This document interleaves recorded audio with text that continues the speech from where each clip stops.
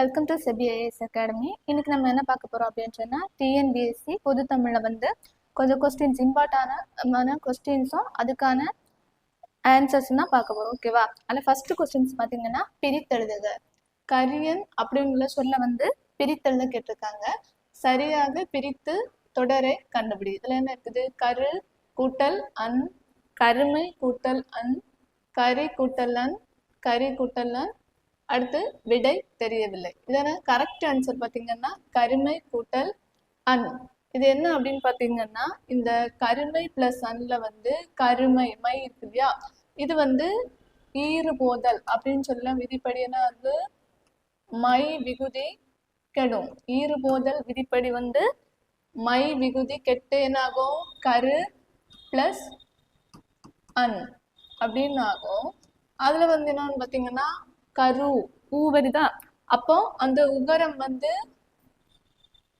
என்னவா மாறும்? இகரமா மாறும். உகரம் இகரமா மாறி நமக்கு என்ன கிடைக்கும்?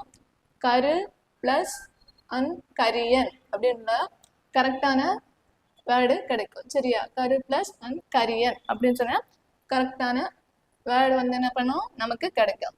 செகண்ட் என்ன பார்த்தீங்கன்னா, கீழ் வருவனவற்றுள் சரியான இணையை கண்டறிக. கீழ் வருவனவற்றுள் சரியான இணையை நம்ம கண்டுபிடிக்கணும். ஃபர்ஸ்ட் என்ன கொடுத்துருக்காங்க? துடிப்பு கோமகன், அனுமதி ஜெயகாந்தன், ஆளுகை டாக்டர் CN அண்ணாதுரை, சோனாச்சலம் சுஜாதா. இங்க பாத்தீங்கன்னா விடை தெரியவில்லை. இதுக்கான கரெக்ட் ஆன்சர் என்னன்னு பாத்தீங்க அப்படின்னு சொன்னா,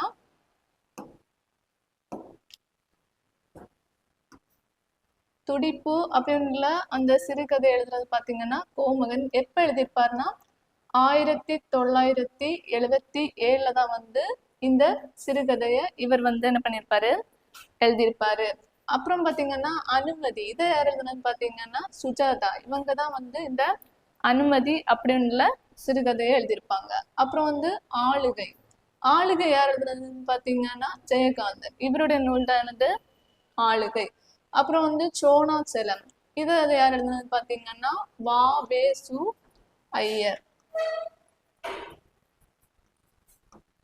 அப்போ இதுக்கான கரெக்ட் ஆன்சர் என்னது? துடிப்பு கோமகன்.